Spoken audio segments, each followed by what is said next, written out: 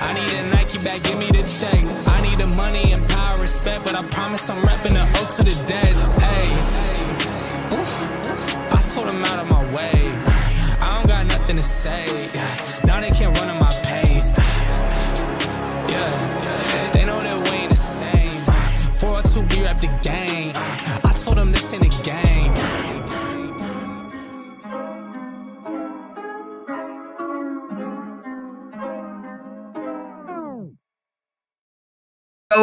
Yo, what's cracking? It's CB83 with another banger on a Thursday night. Hey, we going into the weekend. You already know how we going up. Hey, shout out to all the homies, everybody in the chat. We got 10 on the room. Hit the like on your way in. You know how we do it over here. We go up. It's Thursday. We get it cracking. We get it in. Let's go.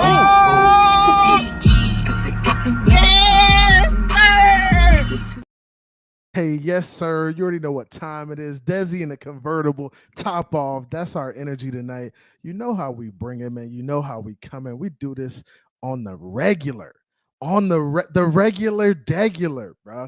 That's how we get down. Hey, shout out to everybody in the chat. I got the homie Mr. Park in here first. He says, hit the like button and subscribe to Phins Take with CB83. If you're with the Wolfpack, bite that damn like button and subscribe to Phins Take with CB83. Let's go, Mr. Polk. I love it. Mr. Polk bringing that energy, man. Raphael, court right. YouTube thumb 4. Appreciate you, bro. Manny B he says he's first. No, Manny, you not first, Manny. You third, Manny. You third, my boy. Shout out to Liz in the building. Eccentric Gnome. I don't know if this is a he or a she. It says, good fin flipping evening, everyone. Good fin flipping evening. How are you doing? Raul P, the member. Shout out to the member gang. Raul P says, hello, CB83 and everybody in the chat. What's popping, Raul P? What's cracking? You know how we get it over here. No goofies, no clowns, no crying. We just talk football, man. None of that. No mean girl stuff. This is how we get it in. Shout out to the homie Canes. He says, salute CB83 and everyone. Shout out to the homie Canes. The homie Canes be holding it down. Shout out to my other member gang, Shake Money. Throw them fins up. Shake, you already know what time it is, man. Shout out to the homie Shake in the building. The homie Q, what's good, Oos? What's good, my Oos? What's cracking? What's popping with you, man? Let me do this. Let me get this up in the corner. I'm going to get this up in the corner real quick. Hey, shout out to everybody in the chat. We're going to have a good one tonight. We got to. Ain't no choice, right? We got to have a good one, right? That's how we get down. We got a few things to talk about. I want to address this Omar Kelly article. Like, who are the Dolphins' most important players? Like, who can't the Dolphins afford to lose? I think that's a good question. And we're going to talk about that. I want to get your opinion on that. And there's some other, bro, did y'all hear, like, Mac Jones is a better quarterback than Tua? Did you guys hear about that? I know you guys heard that. You heard that? You heard that Mac Jones is better than, bro, you can't make this up. And he's better than Tua because he's played in the playoff game. Bro, you can't make this stuff up. I think Matt Moore's played in a playoff game too. Is he better than Tua? Is he a better quarterback than Tua? Is he a better quarterback than Ryan Tannehill because he played in a playoff game? That's not the case. So we got to stop the nonsense, and we'll address it. We'll address the nonsense. But man, these guys with these controversial takes. Nah, come on, bro. That ain't that controversial, bro. I think you just trying to troll the fan base. I think that's what you're doing. Shout out to the homie Anthony Manzano. What's good, Anthony Manzano?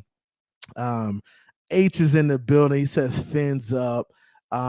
Liz says it's so damn hot that I'm melting. What a world. Okay, I see you. See Hoffa, what's popping with you? Hey, the homie S Harris is in the building. Yeah, man, we're gonna get it cracking tonight. G, what's popping with you, G? We got a link soon, G. We got to do that. Hey, we got to do that Cowboy show too. We doing that Cowboy show. I want to talk to my my homie DMV too, to just kind of talk to him about like some state of the franchise stuff prior to the season. And I'm gonna have him on. We're gonna talk about his team, the Cowboys. We're gonna talk about my team, the Miami Dolphins. He has a great channel with a bunch of subscribers. Go check him out, DMV Fanatic. And he's a Cowboy fan. So that's the homie. We played college ball together, like actually played football, like in college, like actually played. We played ball. Like a lot of these cats who be out here emotional and talking and goofy, they ain't even played ball, bro. They parents didn't let them suit up. It was too much contact. It was too much click clack bang. They was in the marching band playing the flute, the piccolo, man. You was playing the piccolo, bro. I can't argue with cats who played the piccolo, man. What are you talking about, you goofy? Bro, you already know what time it is, man. Goofiness, bro. Clowns, bro. We don't, bro. If you didn't play football in high school or college, you really can't have a conversation with me in regards to football, bro. You can't do this. You can't run this with me, man. When I put on the film, I could talk about it. I coached it. I lived it, breathed it, did it every day, out in the sun for 2-3 hours every day, getting it in. I did this, bro. I made game plans. I game plan for teams. I watched film. I did that, bro. Been there, done that. I could walk in a room in an office with Mike McDaniel and sit down and talk football with him. Because I did that. A lot of you cats ain't did that. A lot of you cats is running off emotion. Don't get in your feelings. Don't get in your feelings. You're going to get your feelings hurt. Don't do that. I really know about this, bro. I got to educate the goofies. Q, you said it. I got to educate them. They think they know ball. They come around. They talk with their emotions. Oh, I don't like this. I don't want to pay this, bro. You ain't making no decisions. You just sit back, chill, be a fan. You'll be all right. Get your panties out of a bunch. You'll be okay. Just sit back, watch Tua work, watch Dalvin work, because he gonna be here. You already know what time it is, man. That's how we get to it. We bring the energy and we get to it. The goofiness, he got cooked. Adrian, you didn't go down like that, huh? He got cooked. and the ones thinking, bro, come on. Congratulations, son. You played yourself. You played yourself. And come on, bro. Y'all just don't. You can't do it with me, bro. You can't go there with me, bro. I'm too good at this. I really know football. I'm getting copyright strikes. Everybody copyright striking my videos because I'm showing film. They hate that. They hate that I get on here and I show some film and I break it down. I tell you what are 3 techniques, how they're playing.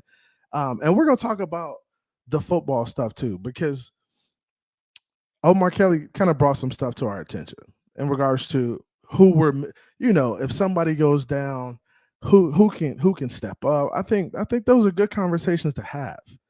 But like, just take y'all emotions out of it. Y'all gotta do a little better than that, bro. Y'all gotta do a little better. And the mean girl stuff, that shit don't bother me, bro. That's petty, right? Y'all can have that. Y'all have fun with that. Have fun with that one. So yeah, man. Shout out to everybody in the room. The homie G, Q's in here. Mounty's in here. Mounty, what's good, bro? What's good, bro? JR Black, what's good? Says talk your ish, fam. Blind folks talking about stats. They trust their eyes. Bro, I done seen some crazy eye tests out here, bro. Some crazy eye tests. I seen some dudes out here say that Tua don't even belong in the NFL, bro. Prior to the season, he don't belong in the NFL. That's the type of eye test we talking about. These are the type of eye tests we are dealing with. Cats who said that Tua don't belong in the NFL. If you watched any little bit of football, any little bit of Miami Dolphins, you saw that Tua has the ability to make a ton of plays. He just needs time. He needs weapons.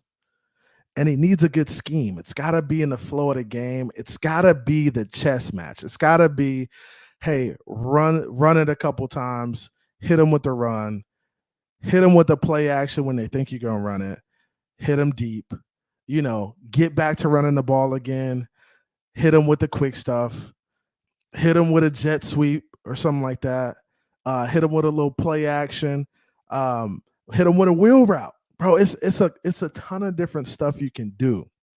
but it's got to be in the flow of the game, and it's got to be thought out. It can't just be, oh, we're going to get up there and run this play. Oh, we're going to get up there. No, it's got to be it's a chess match. You got to understand what you're doing to the defense and how you're setting them up, right? And Mike McDaniels did a really good job of doing that. And I heard the conversations today about Mike McDaniel being on the hot seat. Like, and I'm going to ask you guys, what do you think it would take in order for Mike McDaniel to be on the hot seat? Because I truly think it would take a significant collapse. I mean, like an abysmal season, right? An abysmal season where, you know, he basically goes 5-11 or so, just some crazy stuff like that. It would take something like that. Now, do I ever see that happening? No, just because Mike McDaniel is a good coach, and I think he has some really good coaches around him. He has some really good leaders around him. So, and that's the thing about having good leaders around you. Iron sharpens iron, and that's what we talk about in terms of players too. Iron sharpens iron. When you're practicing, you're banging on each other. You're constantly sharpening each other's skills. You're trying to push guys, get the best out of them, right? But you also got to understand that coaches are in the same predicament, right? I don't think people realize how much time coaches spend in the building, meeting with one another, putting game plans together, watching film. It's a lot of that, right? It's a lot of, hey, we got to meet, we got to determine where guys are going to play. We got to get our depth chart together. It's a lot of coaching conversations. With the type of leadership he has in the building, I don't ever see that being a case where he just freaking collapses. And C. Hoffel says miss the playoffs and he can be fired. And I understand that. I think it would have to be some sort of collapse where Tua played all the games, everybody played, and he still missed the playoffs. I think if injuries happen and there's some excuses there of why he couldn't get the job done, I think it's a different story. And that's the same thing with last year. I think people were saying, hey, if he missed the playoffs last year, he would have been fired. No way. Huh? A rookie head coach fired because he missed the playoffs? Even with the talent you had, you still had guys go down. You were shuffling the offensive line.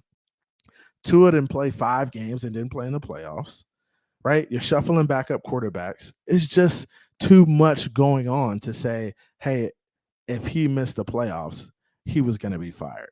It wouldn't have happened. It just wouldn't have happened. And I think he handled those situations, the Tua situation, shuffling the O-line. I think he handled it with grace and class.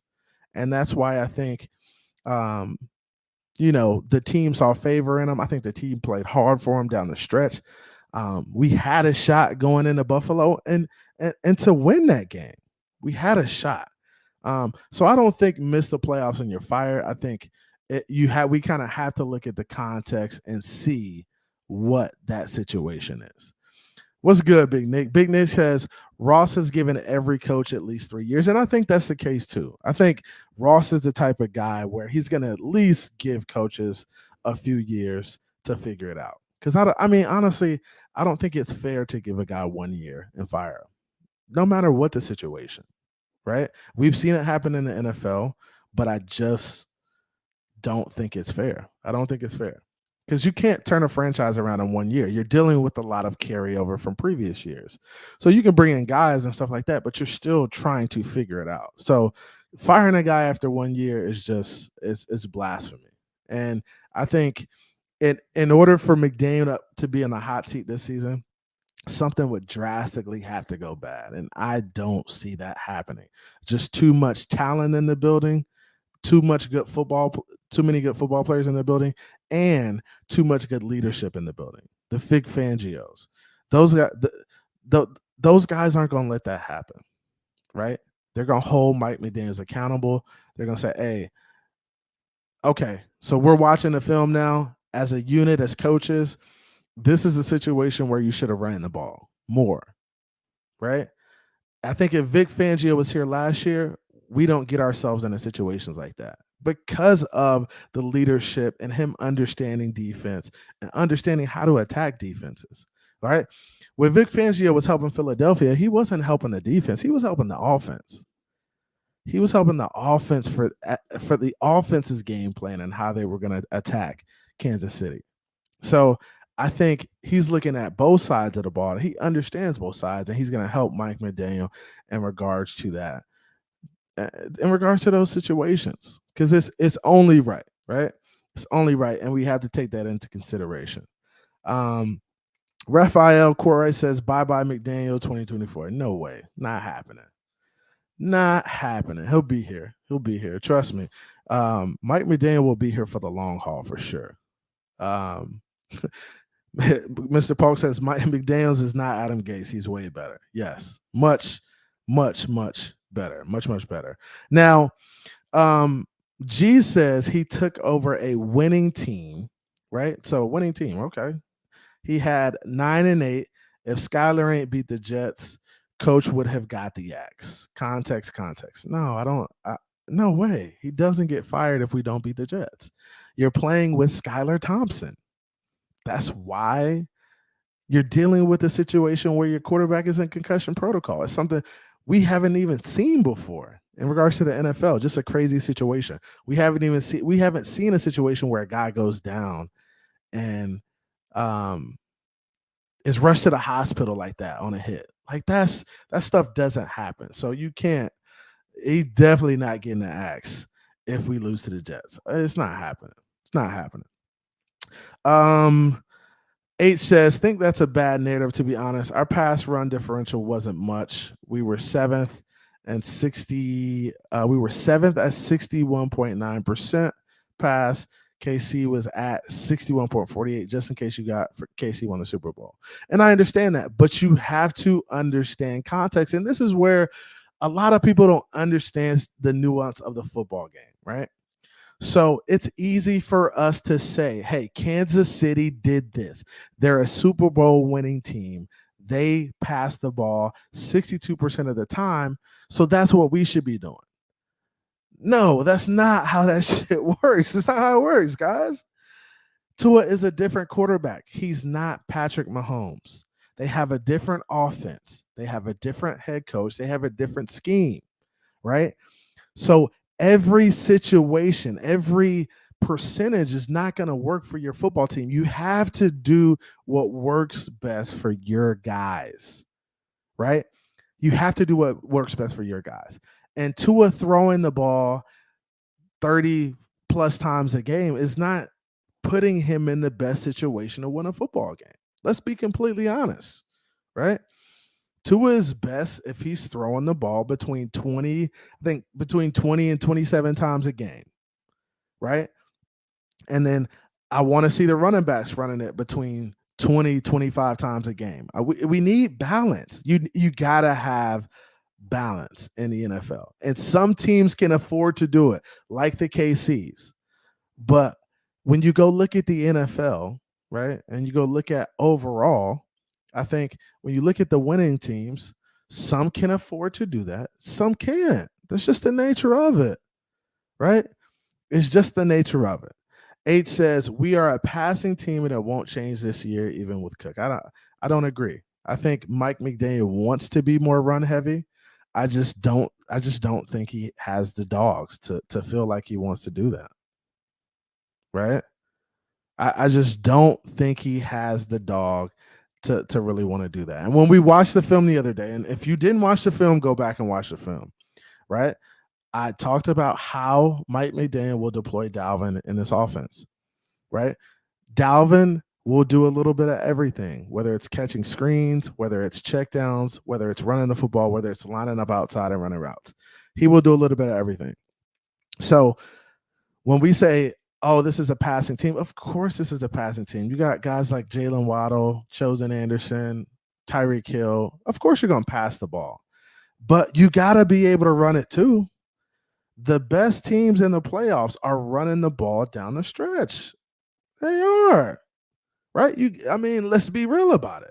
They're running the ball down the stretch. So We got to understand that. You got to understand that, of course, we can be a passing team, but we also got to be a little bit more balanced. We can't be, hey, throw the ball 40 times a game and run it 10 times a game. It's not good. It's not good enough, right? It's not good enough. So G says 8 and 9, that would have fired. No, bro. It wouldn't have fired him. After Flores went 10 and 6 and then 9 and 8, 9 and 8. No, he didn't have to win, bro. He wouldn't have been fired. I understand what you're saying, but Ross would have gave him more time. That's just the nature of him being a rookie head coach and having the situations he dealt with. Bro, you can't say that. You can't say because Flores won 10 games that he's got to come and win 10 games. There's a lot that changes from year to year.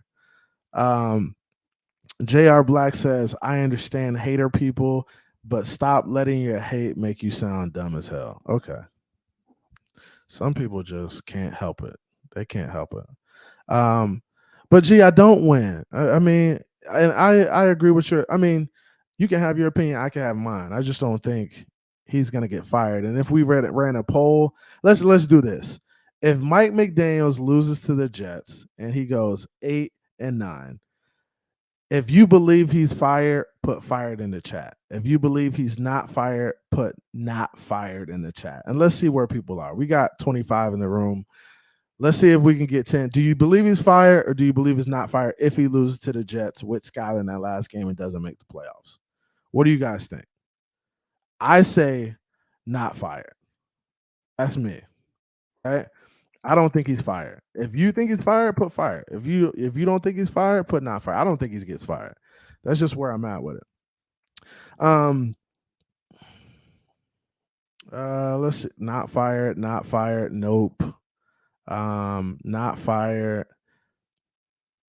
So Raphael says if same rookie mistakes continue in year 2, hell yes. Okay. So a lot of people are saying not fired. So G, I think you might have lost that one, bro. But it's all good. It's all good. It happens. Shout out to the homie. I got the homie in the back. Big Nick, what it do, man? What's happening, Nick? Hold on a second. You hear me? Yeah. I got you. What's going on? Oh, okay, good. No, man, I wanted to come on early, man, because like that Kansas City narrative, man, like, you know what I'm saying? Like comparing those numbers and not mentioning the fact that Kansas City starters didn't lose close to 100 combined games to injury. Starters. If you combine all the games our starters missed, it's probably 100 games combined. Like Kansas City didn't experience that. You know what I'm saying? Like, stop it. Yeah, I think people, I think it's easy for people to spew, like to compare, right? It's easy for people to compare or go pick out one game or one narrative. But when you look at the totality of it, bro, it's just, you got to understand that you can't compare a team like Miami to a team like Kansas City because it's a totally different situation. You got to look at a tenured head coach, yeah, who's probably the best coach in football. And you gotta look, and you gotta understand there's a lot of nuance to it. Like there's a lot of nuance to it. Kansas City is just not in that same situation. Do they have the same defense do we have? Is their defense struggling like that? Can they afford to pass because their defense is going to get off the field on third down? And their division sucked last year. Right. And like that's bro, it's just so much nuance to it. I wish people would just understand that it's not that easy to compare teams to one another. It's not. It doesn't make sense to even try. It doesn't make sense to try. So I wanted to get into this article, man. And Omar Kelly, he basically came out with this article, and the article talks about who are the most irreplaceable Miami Dolphins. And I'm gonna pull it up. I just want to pull it up so you guys can kind of see the heading. But it's who is the most irreplaceable Miami Dolphins. And let me pull this up real quick. Now he gets into, and I think it's coming up right now. Hold on. So far I got 3, 4. So, and let's talk about it. So we know, and honestly, Tua's not I got even going. 7. Okay, and Tua's not even going to be in the conversation. Nate. Let's take Okay, Tua. then I got 6. Okay, let's take Tua out of the conversation, right? So if we take Tua out of the conversation, and I'm gonna go back to the heading because I don't want us to look at the article or read the article prior to kind of talking about this a little bit. Right. But who do you think, and who would be your first guy, right? Who would be your first guy that is the most irreplaceable Miami Dolphin on the roster? Okay, so we're going in that order, like the guy that the definitely most can't be replaced exactly, to the guy that we can't be replaced, but maybe we can get away with something. Exactly, okay, exactly. So you're going for the jugular first. Going for the jugular first. Jugular first. Is not a person. It's either one. It's the starting corners.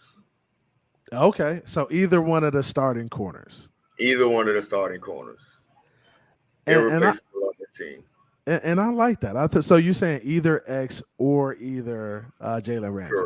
Correct. For the expectations for the All-Pro play that we've seen from both of these players, for the time of being in the league, from the ball hawking, from the elite abilities at that position, because there's no doubt about it. I don't care what other people say. X is still an elite cornerback. They're irreplaceable on this team as constructed right now. Okay, I like that. I think I would go with, so my most irreplaceable guy is going to be Teron Armstead, right? Okay. And I'm going to say Armstead because I feel like he's going to do a lot in terms of the outside zone scheme. And I feel like in order for us to be successful in this outside zone scheme, we have to have a guy like Armstead who's athletic and who can move and who can really set that edge. Now, outside of the tackles we already got, right? Outside of what we already got, I don't see a lot of guys in that room who have that athleticism and who have that ability to set that edge. So I think he's going to be really important on that left side to really to basically run the football well. So I'm going to say Armstead. You kind of said your first one. Hold on, before you move to your next one. I'm going to go to the chat too. And I'm going to go to the chat. The people in the chat got to tell me who's the most irreplaceable guy outside of Why you doing that? Let me just touch on that, on your most irreplaceable, right? Okay. And I want to go back to someone put up that 10-win Flores season, right? And what was the thing that 10-win Flores season had that, it had a damn good defense. Had a veteran play from quarterback. Yeah. Tua brings that veteran leadership now. And they had Austin Jackson at left tackle. Yeah. You know what I'm saying? Yeah. Won 10 games. So all I'm saying is maybe if you really look at it, you can cover up some things when it comes to that. So that's why I wouldn't include him on my most irreplaceable, because, veteran quarterback and Austin Jackson on the left side. I'm not saying you will put Austin Jackson on the left side, but we've seen him win 10 games as a starter. Yeah. That's my argument against. And I see that. I see it from your point of view. Now I see a lot of people saying Tyreek. And honestly, I kind of I agree that Tyreek is almost like an irreplaceable weapon. But I feel like if Tyreek was to go down, I feel like the offense would still operate and do well, right? Because I still think you have some guys in that room who are going to make plays. Now, they aren't going to be Tyreek making plays, but they're going to do enough, and Tua will have enough ability to see guys and throw guys open to make it happen without Tyreek. But I do think Tyreek is, an integral piece for the offense. I do agree with that. So I'm not saying he's not that dude. He is that dude, right? But you got a lot of guys in that wide receiver room who can make plays. So they spending 70% in the defensive room game planning for Tyreek. 70%. A lot. 70%. A lot. right? They are. So you Yeah. take Tyreek off the field. They not. I love him. I love him. I love him. I love him. They're not spending 70% on Waddle. They're not. They're Yeah. not spending 70% on Waddle. Yeah. They're gonna You let know some what I'm guys saying? go by the wayside, and Right. They're and, not and they're spending gonna 70%. they're gonna sleep on some guys. Right. They go sleep on some guys, but what I'm saying, I think Tyreek's impact alone. I think his impact alone. I think if Tyreek didn't run a route and he was the most in shape man in the history of the NFL, and you just send him on goals, all 60 all offensive plays, you will still get Jalen Water getting 120 yards. You'll still get Oh wide yeah, open zones for the running game. You know what I'm saying? But He's that important. He's he that is. important to the offense. Yeah, yeah, and I think defenses are really gonna key in on Tyreek. I mean, they have to. Every defense has to You got game to. plan for Tyreek, right? They also have to look at Waddle now. Like they understand, hey, Waddle is that second option. If Tyreek isn't open, it's probably going to Waddle, right? Right. So they're thinking Tyreek, Waddle. The third guy in this offense usually is the one that eats, right? And I don't know whether that's going to be Barrios or Chosen. I don't know if it's going to be Cedric Wilson or Braylon Sanders. There's so many guys in that room. But I think whoever emerges as that third option will definitely have some opportunities to eat in the offense, right? But Sherfield ate a little bit last year. He did. He did. I think Sherfield had a solid season. And we can admit that Barrios and Chosen are better receivers. I agree. You know what I'm saying? So you're absolutely right. That third, now you really get to see that third spot. Yeah. You know what I'm and saying? I think that's why they let a guy like him walk to the Bills, because it's like, bro, we got an opportunity to upgrade at a cheaper price, and we need to get in. So my thing with last year too is that we had Cedric Wilson taking punts, like catching punts. Like, no, he shouldn't be back there. We needed a guy who's a special team specialist like Barrios to come in, take the punts, and give us an opportunity to run one back. And that's what I do like about bringing in Barrios. Not only that he's a solid receiver, I like the fact that he's a special teams guy. He's going to help us in that unit, because that's big time. The problem with Cedric Wilson is everybody want to say that the Tyreek Hill, once we acquired Tyreek Hill, he got cast aside to the wayside. But I remember when we drafted Myles Gaskin in the 7th round, and we had just signed running backs, and he wasn't supposed to make the team. He wound up being a starter that year because the dog was in him. He wanted it. No matter who was on his, no matter who was in that running back room with him, the dog came out, and he was the best running back. He had like over 700 yards or something at his rookie year. You know what I'm saying? Running the ball, and he gave us something to look forward to the next year. It didn't pan out the exact same way because they tried to replace him again, and he wound up being a starter again because he fought, and that's something Cedric Wilson is not doing. He's not fighting, because there's nowhere in the world you're gonna let. And I understand he was familiar with the offense a little bit, but he was a career special teamer. Who you talking about, Sherfield? Sherfield. Yeah. Right. There's nowhere in the world Sherfield was supposed to emerge as a number 3 receiver. And what was not hurt.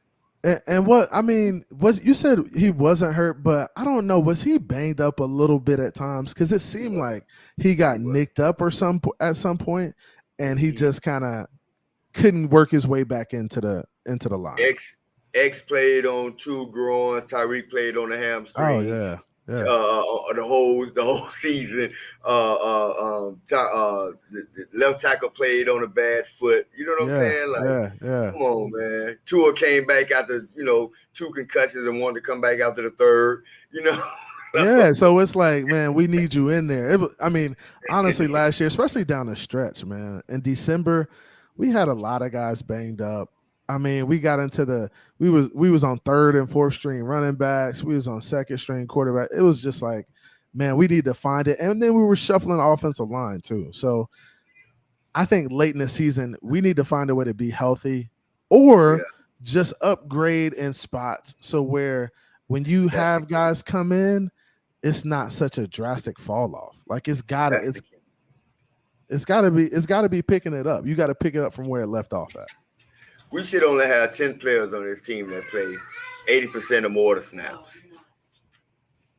That's how deep I think this. We should only have like 10 players on this team that plays 80% more or more of the snaps. And guess what?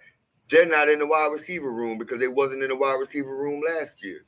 You know what I'm saying? Like we need Tyron to play when he's healthy. We need him to play at least 80% to 100% of the snap. Need Tua to play. Yeah. We need Tua to play every snap. We need Javon Holland to play 80% or higher of the snap. We need it because those are key guys. Like we need Ramsey, we need X, we need our best guys to play a lot of snaps. We do. Right. So and I think that puts us in a better position just overall. Absolutely. Yeah. Like we shouldn't have Jerome Baker. Jerome Baker really shouldn't be playing 71% of the snaps. You know, like right. And you would think. I mean, Jerome Baker played a lot. I mean, he damn near played every snap last year. And I'm sure I'm cutting him low. Right. He probably played more snaps than anybody on the team last year. But I feel like. Yeah, and if you upgrade the room, if you upgrade the linebacker room, and if you're trying to get some of those young guys reps, you got to try to work some guys in. So I would like to see Jerome Baker snaps. Hey, maybe cut down a little bit, maybe work Tyndale in and see if he can find his way. I'm just looking for the next guy to replace Jerome Baker. Now, if we can't find a guy to replace him, then so be it. He's got to run, right? But I mean, I think that linebacker room, and that's the crazy thing about linebacker. I think linebacker is one of those positions that you can kind of hide in the defense, right? You have a defensive line in front of them. You have a secondary in back of them, kind of sandwiching them in. And they kind of play in the middle, and they're either playing the run or playing the pass. And they just kind of they're not like we got away with poor linebacker play because we had a pretty good defensive line and because our secondary was typically really, really good, right? When we go back, poor, it just wasn't impactful. It wasn't poor. Yeah, and I'm not. It just wasn't playmaking. It wasn't impactful. Exactly. So, and I think that's the word I'm looking for. So the linebacker room definitely wasn't playmaking, right? Like. Outside of Van Ginkel and, him making the plays, Jerome Baker makes a lot of tackles, but you'll never see like a strip fumble or a real nasty hit in the backfield. Right. I'd like to see a thumper brought in where we are not worried about guys running on our defense just because we know if you got a guy like Roquan Smith in the middle, bro, ain't nobody running at that dude like that. And if you are, you're going to think twice about it. So, and I understand that. And that's the thing I would have liked for this defense, but man, you can't always get what you want. It ain't. It ain't. And I agree with you. Man. The position. The league is about running 4-4 and better. Yeah. And it's you're right. It's a speed league now. So it's not a lot of thumpers in the league, period, bro. Period. So we talked about the first guys that were irreplaceable. I said Armstead. I think you said either X or Jalen, right? Right. Who would be the next guy for you that's kind of irreplaceable? The second guy. The snowman. Jay Holland, huh? Yeah. And why you say that? We have nothing that can do what he can do. Nothing behind him that can do what he can do.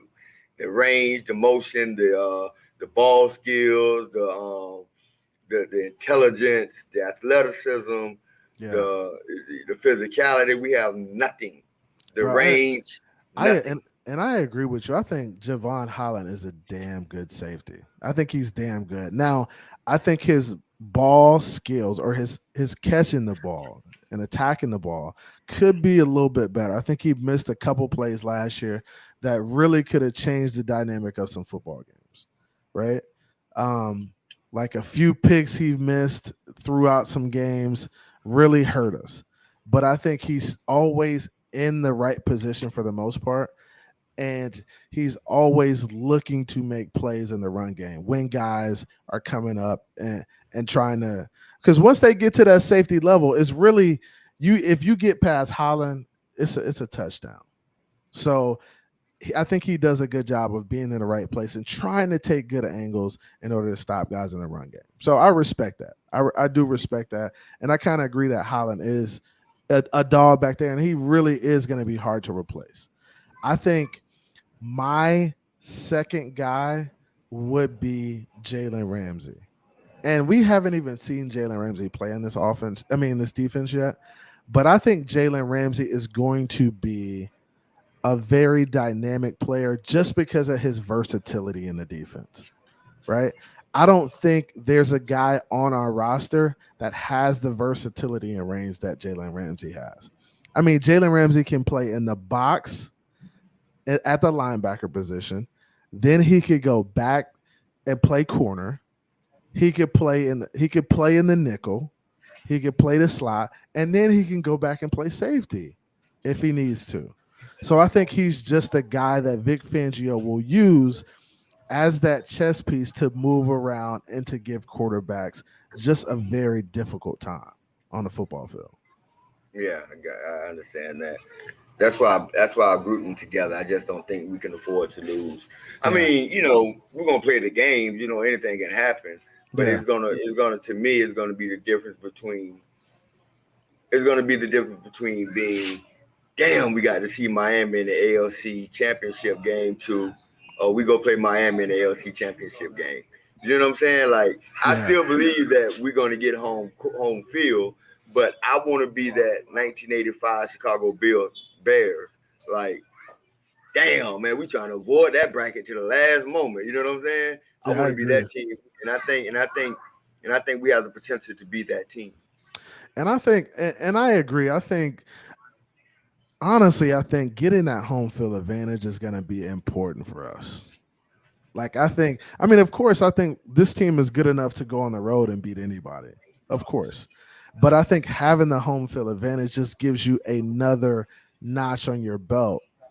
And I think this team will really crank up at home and really use the weather to our advantage. It can still be 85 degrees. Bro, it's still going to be hot. In the second week of the play, it can still be 85 degrees, man. It can still be hot. It can still be blazing on, 2 or 3 weeks into the playoffs. So if you can get into Hard Rock and put that on a team late in the season where they're used to playing in cold or playing in a dome, man, you're going to have them dudes upset. You're going to have them upset, bro. And CB, can you imagine how many people from that opposing team is actually from South Florida, and they coming home when they taking their teammates to South Beach and to the Strip, to the Mint, to everywhere. Yeah, bro, it's a real advantage here, man. It is, and I think that's what Miami is missing, that home playoff atmosphere. We haven't had that in years, man. Right, a lot of people haven't heard that stadium. A lot of people they haven't, bro. For real, and that's what I'm saying. Like the league needs to hear it. The league needs to hear Miami. That stadium, bro. They need to hear it on a big playoff matchup, bro. Bro, we used to give it to Tom Brady in that joint. They need to hear that stadium, boy. They haven't heard. A lot of people haven't really heard that stadium. They haven't, bro. And that's and I think that's the beauty of Hard Rock too, is that the way it's built, the sound, the heat, how it gets on the visitors team, bro. We need that, and that's what I want to see. And I think that's what this team needs. We need that home field advantage. We get that. I think it's Super Bowl for us. If you tell me we're 13-3 and we got home field advantage, I'm planning for the Super Bowl at that point. 14-3. 14-3. If we're 14-3 and we have home field advantage, I am going to plan for the Super Bowl. I'm planning my Super Bowl party at that point, because there's no way, if everybody's healthy and we're going into the playoffs, that we don't get them teams a hard fucking time at Hard Rock, bro. Here's a hot take. If we're 14-3, home field in the playoffs, right? Home field in the playoffs, we still going to have an advantage because I guarantee you we're going to come close to the NFL scoring record. That's how good this team can be. It's like the point differential from the team that we're going to play is going to be huge. And Big Nick, I think that's a key too. I think you brought up something. We're a 30-point team. Bro, we're a 30-point team. And that's the thing. We were a 30-point team damn near last year, right? And we just could. I mean, at times we couldn't stay healthy. We couldn't get over the hump, right? But I think this team will be a team that blows out some teams, right? Starting with week 1. Right, bro. And every game we played last year came down to the freaking wire, bro. Right. Like every game, even the games we lost, even the games we won, it came down to the last couple possessions of the game. Yeah, we were. I mean, outside of Houston, and what? Maybe outside of the Cleveland. Jets, The Jets killed us. Nobody blew us out. Nobody blew us out, bro. It was always down to the wire. Every time we had a chance to win, we had a lead in the fourth quarter of every game. Every time. But this team needs to be a team that is blowing out teams through the first 3 quarters. For real. And you need to be up by 2 or 3 possessions so these young guys can get reps. Like we need to get some of these young guys reps because honestly, I want to see these young guys step up later in the season when somebody goes down. So you got to try to work these guys in early in the season when you're blowing teams out, get them some quality reps because you may need them late in the season. And that's what good teams do. Good teams in the fourth quarter, hey, we rolling out some of our second string guys. We got to get these guys some reps, get them prepared, get them on film so you can watch them too and break them down. So I think that's key, bro. So this is not a shot. This is not a shot at this unit. Because as you may know that I trust Chris Greer, I trust McDaniel, I trust Frank Smith, I trust them to get, this unit together. That depends on the offensive line. If we are running the ball and dominating the run, then everything you just said is going to be that we're going to be a 33, 32 point per game team, right? Yeah. And again, I know I have more faith in it than you do. Because I really do think that these guys, not the players, but the organizational guys, the coach, the GM, these guys play for their jobs too. Oh yeah, everybody. So if they're willing to say, "Hey man, these dudes can play," who the hell am I to say no they can't? So I'm gonna ride with them. I'm ride or die. Yeah. So I agree with you. I'm just always looking to upgrade the team, right? And I understand. I feel like at this point, there's not much we could do left. There's only, help the defense by adding some depth there, help the offensive line by adding some depth. Wide receiver room is packed. Running back room, you can upgrade there with Dalvin. But there's not much you can do at this point. The team is the 90 is kind of set.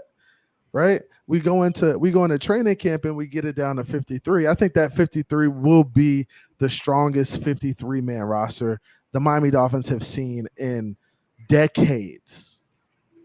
Just because of the talent you have up top, and because of the guys you have down at the bottom. Some of these guys that are down at the bottom of the roster who are barely making the roster will be some really good football players at their positions. Right. So here's what I want to do and I know we haven't gotten to it. We may get into it, but I just want to jump ahead a little early with the Christian Wilkins. I was thinking about this. I definitely want to sign him.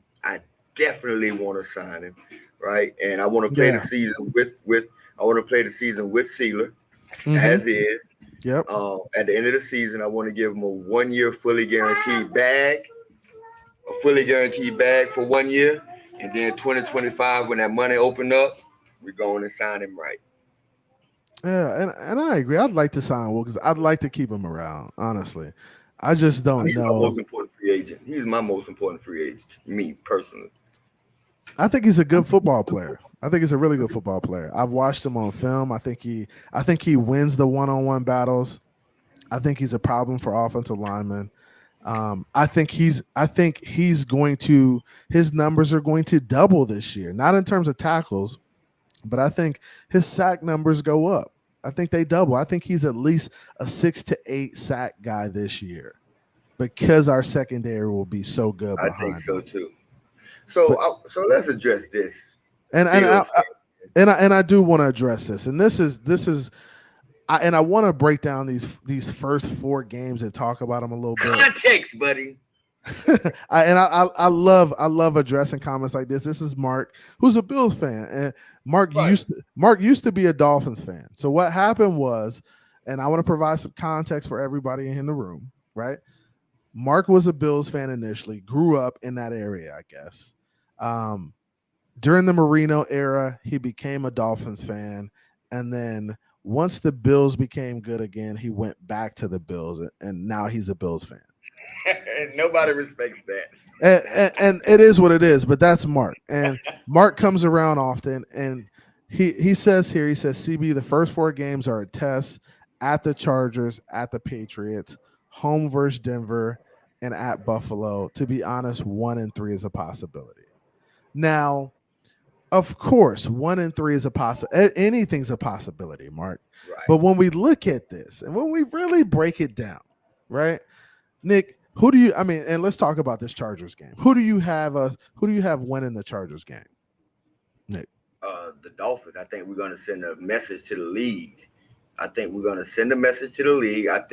Chris Greer is going to expose the reason why he didn't pick Herbert. That because don't get it twisted. When you talk about Herbert and Tua, you also talk about Chris Greer. These people hear everything. Oh yeah, you know. Yeah, so yeah, I agree with that. Last year was an aberration. It was a bad game by QB1. You know, but they still had to pull it out to win. You know, and before you get to the rest of it, this is how I want to address it. You take a look at all 4 of those teams that he put up. Tell me where during the offseason free agency any one of those teams outdid the Dolphins, and the Dolphins beat 2 of them. Should have beat 1 of them 3 times. Should have beat, you know what I'm saying? Should have. Yeah, but anyway, my point is, we was in the game with each and every one of them. We didn't play Denver, and we vastly improved. Yeah, I agree. Vastly improved. I agree. Where did they improve at? I agree. And honestly, it's a game. It's a game of percentages. So if we look at it and we look at the Chargers, right? I think the Chargers were a good football team last year. I don't think they were a bad football team. Right. Do I think they were a better team than us last year? No. I don't think that. I think they caught us off guard and they beat us, and it happens. Sometimes nobody feared the Chargers. Yeah. And I think sometimes that happens. I think sometimes teams will sneak up on you and beat you, even though you weren't a better football team, and that's what happened. But I think going into this game this year versus the Chargers, I think there is no way we lose this game, right? No way we lose this game, and I think we beat them by at least 2 scores, at least 14 points. To be completely honest with you, because I think Herbert is going to have a struggle. He's going to struggle versus our defense, right? And when you go look at Herbert's first year versus the Miami Dolphins playing against us, we beat Herbert down so bad. He was seeing ghosts. He was seeing ghosts, and the dude cut his hair the day after the game. The dude literally went and cut his hair off the day after the game because we beat him down so bad that game. Tua outplayed him. The Dolphins defense put a chokehold on the man, and we killed him. And I think Vic Fangio is going to go look back at that film. I think he's going to look at last year's film, and he's going to determine what's the best way to play this kid. He knows the best way to play. He's been coached against probably about at least 8 times, I'm sure. And listen, and he's going to go look. He's going to go look at how Herbert played in the playoffs last year. And he's going to look at, hey, damn, he struggled in this situation, right? He struggled in this situation. He couldn't find a way to win the football game. Trevor Lawrence comes back and wins that game after throwing 3 picks in the first half. It's like, we're just going to use some of this stuff that we've already seen to really shut this kid down. And I think What is his Baltimore game? What is Herbert's Baltimore game? Can you name one? What is his Baltimore game? That's a good question. What is his Detroit he's Lions game? Okay, Baltimore's hard. What is his Detroit Lions game? I think he's had a Detroit Lion game. I think he's had one of those games, but I know he hasn't had a game like Tua's had in Baltimore. He just hasn't had that game yet. But he's a good quarterback. I'm not going to take that away from him. I think he's a good quarterback.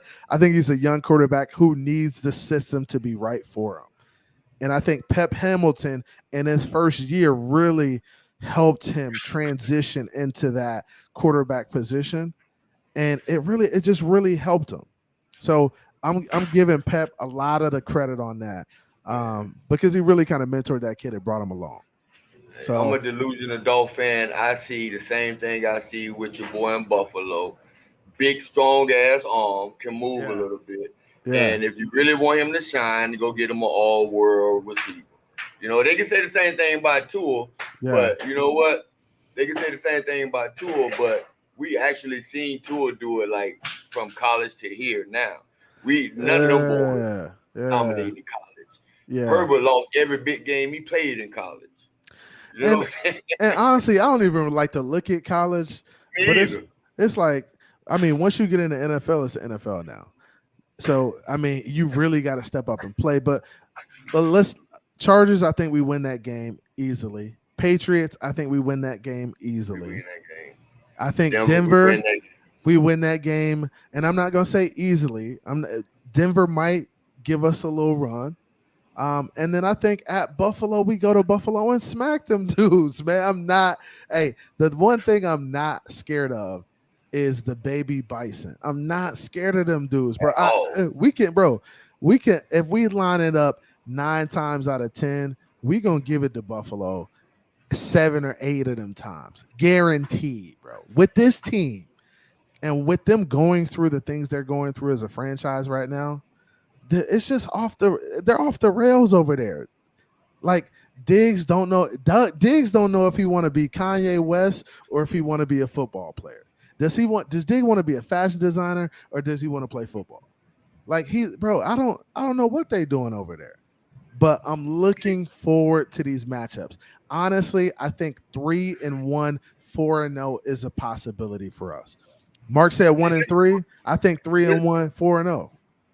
This is what I would say to Mark. If you were to put a lie detector on the Buffalo Bills, right? And I believe this. If you would put a lie detector on them and say, do you believe you guys have a Super Bowl team that can win the Super Bowl? I truly believe they'll say yes, and they will mean it. However, if you put that on the Miami Dolphins, everybody on that team believe that they are the team in the NFL. Yeah. And they believe that. You know what I'm saying? So I don't know why they sit up here and want to think we're the same old Dolphins when it's obviously that we're not. It's a different attitude, and that's what people got to understand. When you bring in a guy like Jalen Ramsey, who just went and won a Super Bowl with the Rams, went over to the Rams, won a Super Bowl, then you bring him in this locker room. It's like, bro, come on, bro. All of these leaders in the locker room, you got Jalen Ramsey, Holland, Chubb, who, bro, people are really underestimating the year that Chubb is gonna have, bro. Like they don't even talk about him, and he's one of the best pass rushers in the NFL. They don't even talk about the guy. It's like he's flying under the radar. They say a bounce back season from Chubb when he finished in top 5 in quarterback pressures. Like, you know what I'm saying? Like, bro, it's not a bounce back. It's like getting used to his guys. Just getting used to the system, bro. He just got here. He's only 8 games into the system, bro. It's crazy. Know, just like a couple of years ago, a handful of years ago, people like players were clamoring. They wanted to go play for Buffalo. Look, Von Miller, he wanted to go play for Buffalo. Diggs wanted Buffalo. Other people, they wanted Buffalo. Now this exact same thing is happening in Miami, yet and still, people are still predicting us to be like the 3rd, 4th best team in our division, not the conference. Yeah. Like this is just like put all that past shit behind. It don't mean nothing. Right? Yeah. Only thing we can go on right now is paper. And on paper, we have a top 3 team. Hey, you're right. Top 3 team. point blank period, On top paper. 3 roster, bro. That's all we can go after right now. It might be. Now. Hey, and Mike McDaniel's is gonna have him ready to play. I can guarantee you that he's gonna have him ready to play. But S. Harris, I wanted to address this too. I think Agba's gonna go crazy, and I think Agba is going to snap this year too. And I think we underestimate Agba. And I know there's a lot of guys who are sought after in regards to Agba. He's getting paid a lot of money. He got hurt last year. But I think when I go look at the film and I go look at what Agba was doing in that defense, bro, he was making plays. He was making it difficult on the quarterback. He was punching dudes in the mouth off the football, and he was in the backfield causing ruckus. And I think on the back half of the season, I think honestly, that's what the Miami Dolphins missed the most, was a guy like Agba in that 5 technique role, giving it to the tackles and making it hard on them. I know our secondary went down. I know we had a bunch of situations, but Agba needed to be in that position. He needed to be in that role. If he was there, I think the defense would have been much, much better down the stretch. So I think, and I love Agba, and I really appreciate it.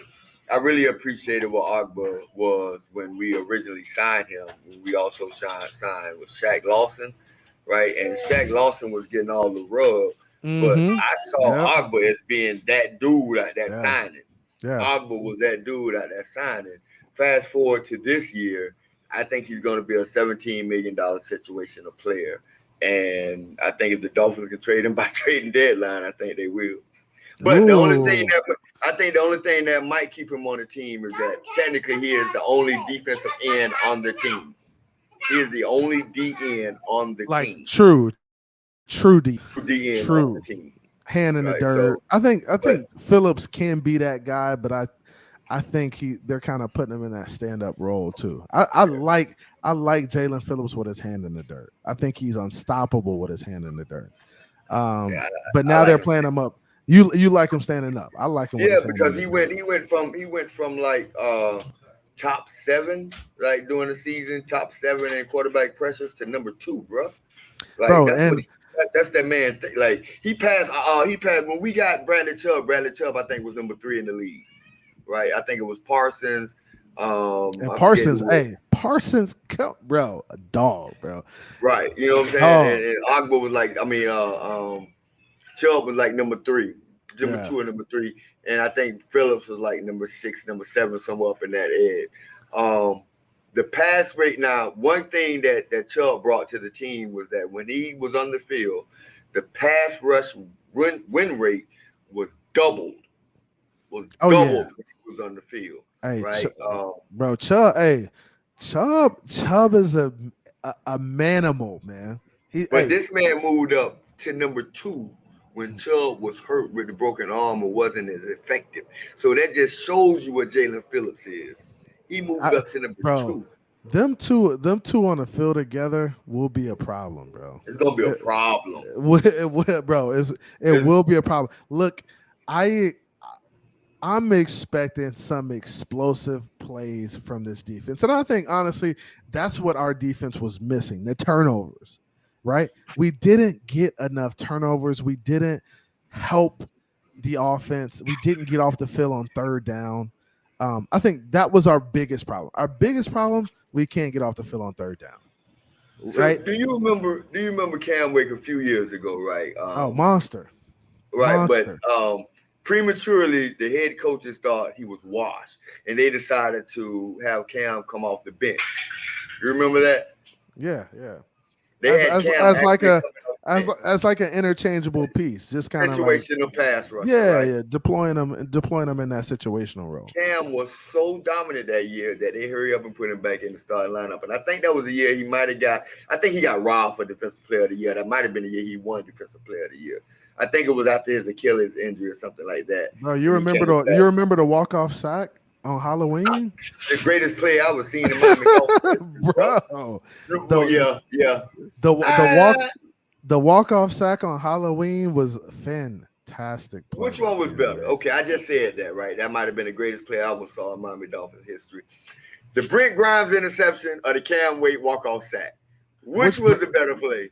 Brent Grimes. The Brent Grimes laid back interception on Megatron or the Cam Wade walk-off sack? Because that Brent Grimes, I remember my uncle came out the room and like, man, calm down. And I just, Brent Grimes. I went crazy. It was the greatest play I ever saw in my life. Yo, I think Brent Grimes was. I'm not gonna say he was an underrated corner for us, but he was a good corner for us. I mean, he got old kind of quick, but I thought Brent Grimes was a really solid player for us, man. Yeah. Really solid player. He made some, for 2 years with us. Crazy athletic player, bro. It's a superior athlete, bro. Superior. No way he can play Megatron. No way, bro. And literally out jumped the dude, bro. Like he shut him down for 3 quarters that game. Yeah. That's crazy, man. But shout out to Brent Grimes, man. Shout out to them old Dolphins, man. And there's a lot of Dolphins that kind of get lost in the sauce when we talk about these older teams that weren't that good, but there's some good players. The Rashad Jones of the world. Rashad Jones was honestly one of the best safeties. One of the best safeties in football for a long time, bro. Yes, sir. So I know we kind of sweep those teams under the rug because they weren't great teams, but there were some really good football players on those teams. Yes, so sir. I respect them dudes. I respect them because they went out there and sacrificed it and put it all on the line for our Miami Dolphins, bro. They did. By the way, the Wolfpack got to be pulling their hair out right now because we only talking positive and what could be it. How no negativity on. We haven't even touched on QB. Just talking Miami Dolphins, brother. We ain't talking Miami Dolphins. We ain't talking about what we hate about our team. We ain't talking about what we suck at and how bad we are, and if we think that we're gonna do this and we crazy and we're not cooking other Dolphins and talking about making a apron for cooking other Dolphins because you're not debating no other team. You're debating your own fan base. You're talking about cooking your own fan base. Hey, I wish these dudes would cook some of these Bills and these Jets fans who be in these chats and they be going crazy everywhere, bro. It's like they give everybody a pass except for Miami Dolphins fans. It's like I'm their own team. Like I've never seen a team that they want to win the Super Bowl but think all their players suck. I just never seen that. It's weirdo mentality, bro. It really is weirdo mentality, and I think it's a disease, bro. And I think it's infecting the fan base. It's just too much of it, bro. Too much negativity. And so I think it was that same dude that said that Mac Jones is better than Tua because Mac Jones played in the playoff game. I think it was that same dude that said the running back room. If the running back room was any good, why would we going after Dalvin Cook? Right? Again, no nuance, no further information. Like I can take him back to in this system. Terrell Davis got ate up. His knees got destroyed in this system. Mike Anderson, who replaced Terrell Davis' knees got destroyed in this system. You go over to Washington. Their running backs missed a year, 2 years. In this you gotta have dudes, man. Atlanta lost their running back to this system. How many running backs San Francisco has lost to this system? We got 2 of them. Look, and that's the thing too. When you're running this outside zone, I don't think people realize it, right? If you're running in a gap and you know where the gap is, you're running straight, right? You're getting body shots. You're getting body shots. You know where the hits are coming from. Right. When you're running east and west and you're trying to hit a gap and you got guys chasing you down, bro, they coming for your legs and they're gonna roll you up, bro. Bro, that's all they see, bro. And so then you gotta cut on dimes, and they go your knees. Bro, so you have to, and Mike McDaniel knows, bro. He knows. Look, he knows that if I run these guys too much on this outside zone stuff, they're going to get hurt. They're going to get hurt, bro, because it's just the nature of this system. And that's what people That's what people don't understand, though, Nick. They say, "Oh, we got enough guys in the room, bro." If we get one guy hurt, we are down to Ahmed and Wilson or Ahmed and Mostert getting all the carries in the game. Right. Is and that they what we put all their want? hopes on 18. They want to put all Oh their hopes on, yeah. I mean, you know, and you can put all your hopes on A-Chain all you want to, but every not Chris play, Johnson. every player is one play away from being injured, bro. And Yeah, that's I'm what hearing you a got lot to of Chris understand. Johnson. Yeah, I'm hearing a lot of Chris Johnson. He ain't 2K Chris. He ain't. Come on, man. Who said it? Who said he was Chris A lot of Johnson? people are saying they comparing him to Chris Johnson. He's not Chris bro, Johnson. Guys. nah, he ain't. Stop it. First of all, he doesn't have Chris Johnson's speed, and he doesn't have his size. So you gotta. He might be a little heavier than Chris Johnson, but No, I don't think he's heavier than Chris Johnson. Not yet. I think he can get there though. But no, I think when he reported in minicamp, I think he was at like 190, like 195, somewhere around up in there. And I think Chris Johnson probably at his best probably 180. No, you sure about that? I think he's. I don't know about that. But Chris wasn't that big, man. So the crazy thing about Chris is Chris went to my high school. I don't think I'm getting some feedback from Yeah, he's from Florida, guys. In case you don't know that, Florida produced the best football players in the world. So Chris went to my high school. He was 1 year below me, right? And he ended up. We had a new school open. It was a relief school called Olympia High School. So my senior year, he went over to the relief school. To the prep school, right? No, it wasn't a prep school. It was just a regular high school, right? But it was in a nicer areas in Windermere. Right. Nicer school, brand new school. So him and some of the other guys went over to the new school.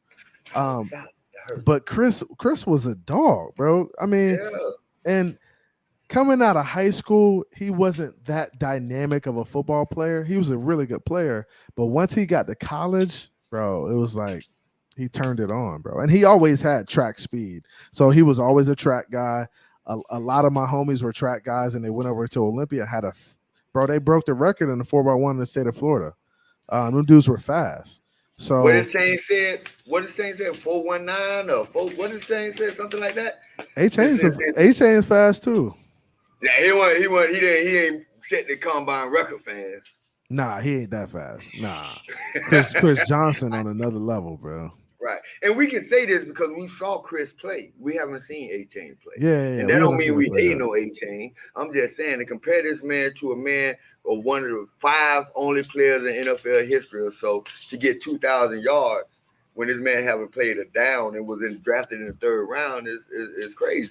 Yeah, I think A-Chain is gonna be a good football player, and I think the good thing about A-Chain is that I think Mike McDaniel will find a way to use him effectively. Absolutely, and I think that's why I trust Mike McDaniel, because I understand that he's gonna put guys in the best position to be successful. He's not gonna throw A-Chain to the wolves and say, "Hey, run it 20 times a game and figure it out."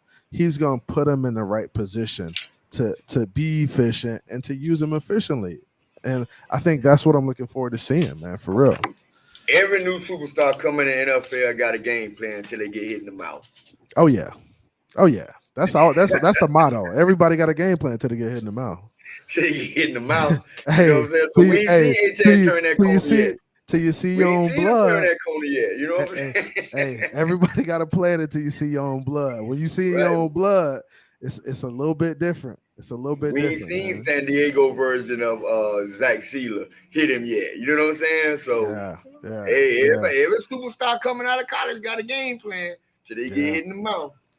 But I'm looking forward, bro. I'm looking forward to the season. Like, let's talk about what are you most looking forward to when it comes to training camp, and like what battle are you looking forward to seeing the most, or who are you trying to see emerge as being one of those key players for the Miami Dolphins? Training camp to me is not so much about training camp to me is a fan experience, right? I'm not out there evaluating who's running with the ones, who's looking the best, right? What I look forward to, and maybe I'm different in this, but my favorite part of training camp is the beat reporters. Okay. And what they're talking about. the players that they're telling me I should be looking, because I don't know, one from a can of paint.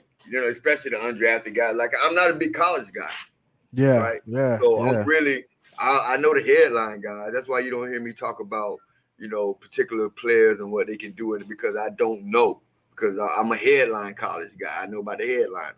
Yeah, so my that's favorite me part too, is man. I just don't watch a lot of college. See, I watch my teams and then I watch the big games, but I'm not watching everybody. It's just too much football on for me. Like, and I spend too much time on Sunday watching football to be watching on Saturday too. It's just too much. So when I graduated high school, I graduated as the third leading passer in my county, right? I'm a quarterback. I'm a passing quarterback. My all-time favorite athlete is Dan Marino. So the reason I'm not in the college football, because they ain't slinging that mug. You know what I'm saying? Like, it's too structured. It's too, like, I don't want to watch Georgia Tech run the triple option. Yeah, I mean, some games are like that. Like, it's some games you just don't want to watch. It's some teams you don't want to watch. Like, I'm not. So I like watching some teams. Like, I like watching the big games because I know, hey, there's gonna be some explosive plays. They're gonna be throwing it around. There's gonna be some explosive runs, and there's gonna be some hitting. Like, I want to see some hitting out there. So I watch like the LSUs, the Florida States, the Georgias, because I know those are top tier. Those SEC matchups, I can hate you can hate all you want about the SEC, but there's some good football in the SEC. Like, there's some good matchups. Right. So I love watching that stuff. I like watching the Florida teams play. I like watching the rivals, the Miami versus Florida States, the Miamis versus Floridas. I love watching that type of football because it's going to be scrappy and they're going to be getting after it. That's what I like seeing. Most football fans, I think, are football fans first, then team fans. Me, I'm the opposite. I'm a team fan first, then football fan. So I don't really have any pleasure in watching LSU versus Georgia because I'm a University of Miami fan. You know what I'm saying? Yeah, and I don't give a shit about LSU. I see what you're saying. I'm that staunch on my teams. Like, I don't give a shit. You so staunch on your teams, you don't even like watching other people play. No, I don't. Like, if the Dolphins don't play if the Dolphins on the bye week, like, I have to be at somebody's house and have the game on for me to know what's happening. Yeah, I don't give a shit. I don't care. Yeah, I'm a Dolphin fan. I don't care. I'm not jumping up and down if a dude make a spectacular run on another team. You know what I'm saying? Like, you bitter to the league. Bitter to the league. Yeah, I'm bitter to the league. I keep telling Dolphins versus everybody. If the Miami Dolphins leave Miami and move to Oklahoma, I'm leaving the NFL. Damn. Instead of the Dolphins to Miami get a team. Like, in 1988, I was in 1987, backwards, I was a big Chicago Bulls fan. Right? I knew everything. I knew Bill Winnington. I knew Will Perdue. I knew all those players, right? 1988, the Miami Heat came into existence. Now you're a Miami Heat fan. Chicago. Big middle fingers to Chicago. They out of there. What I'm saying? So it ain't even no need for me to even front. I was a Atlanta Braves fan. I used to like the Atlanta Braves. But see what happened? Look, what happened? But what happened? What Big Nick? What happened to fans being fans? I don't know, man. Like, when did fans become GMs, like play GMs and become so critical? Like, I'm trying to figure it out. Social media, they fell in love with players. Like, I know somebody say, I'm not a Miami Heat fan. I'm not a Cleveland fan. I'm not a Lakers fan. I'm a LeBron fan. I can't do that. I can't do it. Yeah, I like the name on the front. Yeah. I'm with the name on the front. It's just me. I'm ride or die with who I came to. I'm a dance with who I came with. I agree, man. My son in the background. Nah, you good. He doing his thing back there, huh? Yeah. But I mean, honestly, I'm a team guy too, and I'm a Miami Dolphins fan through and through. I understand. Look, it's easy for us to be critical, right? Because I guess we became so bitter as fans, like we won a championship so bad that, like, we're being critical now, and it's, bro. I'm to the point where I put out positivity in regards to the team. Right. If you don't like it, then this just ain't your cup of tea. Like, and if you don't like the positivity, this is just not a place for you. Like, I'll be objective and I'll criticize guys after we watch film and we watch games. Of course, bro, that's a part of it. You should be doing that. You should be looking at film and saying, hey, this guy needs to play better. This is where we could get better. And that's what the team does. But right now in the offseason, it's just not the time or the place for me to be critical, because there's nothing to be critical about. I mean, I think Chris Greer's built the best team that we've seen on a Miami Dolphins roster in 20, 30 years. So let's see how it plays out. I'm not what, and I trust Mike McDaniel. That's my thing. I trust him. Man. I trust the people, man. That's how they feed their family. Yeah. You know, I trust these people. But see, me, I'm like, I push back on certain things because when you speak from an expertise level and you're nowhere near an expert, when you're nowhere like Pete, you're nowhere near, you have no insight, you have nobody telling you anything. It's based on your own experience and the information that you have, which is minute. So why should I take anything you say seriously? The only thing you're possibly doing is a prediction, and a prediction is as reliable as a coin toss. 50-50. You can say, like, I can predict this here. I live in South Florida. This is my prediction. There will be another hurricane to hit South Florida. Guarantee. Of course. Yeah. Guarantee you that. Guarantee you. I guarantee you that, right? Yeah. But at the same time, I can't say there will be another hurricane that would knock down every building in South Florida. I can't say that. Yeah. I haven't seen one do that. And so that's the same thing with him hyping up Skylar. You ain't seen Skylar do nothing. But see, and I honestly, I like the pushback. I mean, and honestly, it's cool. I like addressing it. It says, Pete says that's why you guys don't watch other teams and say Miami going to the Super Bowl every year, because you don't understand other teams use free agency and draft as well. Not only Miami gets better. Right. And I agree. Not only Miami gets better each year. And bro, we look at free agency is the biggest thing for the NFL. It's become a extravaganza. The draft has become an extravaganza. We all watch it. We all know who's going to which teams. But when we look at it, Pete, when we look at what the Miami Dolphins did this offseason with adding Fangio, adding Ramsey, adding David Long, adding a bunch of other guys in free agency. And we know who the other teams got because we got ESPN. Exactly. We know who the Bills got. We know who the Patriots got. We know who San Francisco got, who Seattle got. We know who Dallas got. We know who everybody got. And when we sit back and evaluate it and we say, hey, the Miami Dolphins have the best shot, or have a really good roster to compete, bro, come on, Pete. You can't even disagree with that. You shouldn't be able to disagree with that. Come on. There's no pushback in regards to that. And again, on this Thursday evening, the only thing you have to go off of, Pete, as of right now is what's on paper. And if you can't take a look at what's on paper and compare it to other teams' paper, that's all you can go off of, bro. That's all you can do is compare it to other teams' paper at this point right now. Yeah. And I like us. Hey, right now we paper champs. I like us now. Us. That's all we got to go off of right now is paper. Hey, I like us being paper champs right now. Now we still have to get out there and prove it. We still got to go play, right? Any given Sunday. About that during that time.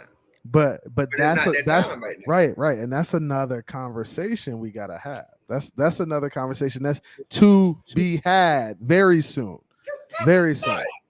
Crazy Dolphin. I think that's all we're saying. We're not saying we're gonna go 17-0. We're not saying we're gonna, all we're saying is we think we have a good team, and if we think we have a good team compared to the other teams, why not be like Tua on my avatar holding up the trophy? Why we can't say that? We don't see the same flaws you have, Pete. Yeah, I want to. We don't see the same flaws. Pete, who got better than us this offseason? Who? I really want to know.